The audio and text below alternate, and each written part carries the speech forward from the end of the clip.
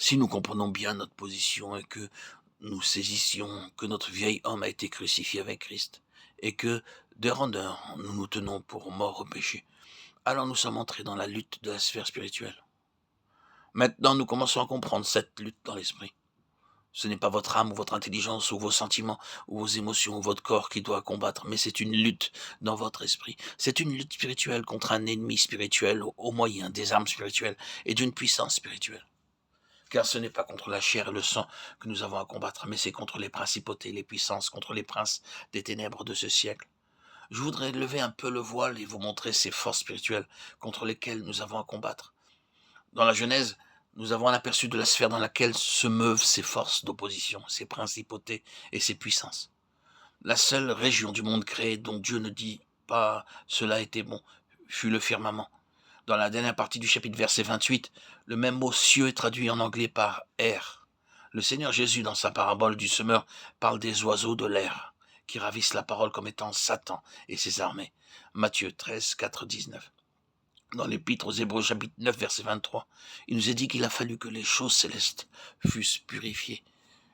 Il y a une purification de l'air qui ne peut être faite que par l'œuvre accomplie du Christ au calvaire. Le Seigneur ne dit pas que cela était très bon lorsqu'il créa le firmament, l'air, à cause des forces invisibles qui s'y trouvaient.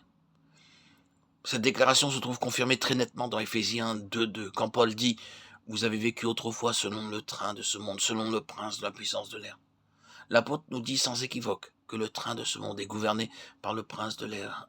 Et le plus tôt nous envisagerons ce fait, le mieux cela vaudra.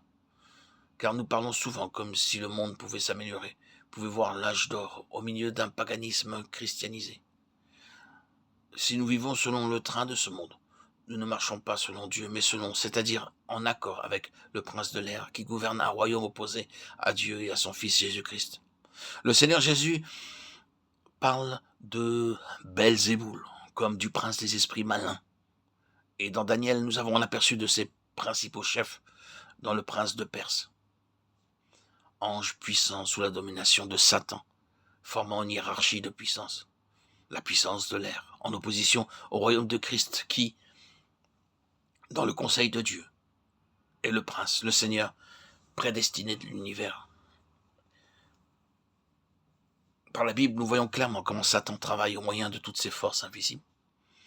Il ne faut pas s'étonner s'il s'efforce de faire douter les hommes de l'inspiration des Écritures et s'il fait tout ce qu'il peut pour empêcher les hommes de les lire et d'avoir les yeux ouverts quant à son existence et à ses tactiques. Vous découvrirez que le prince de cette confédération qui s'oppose à Dieu est celui qui se promène sur la terre.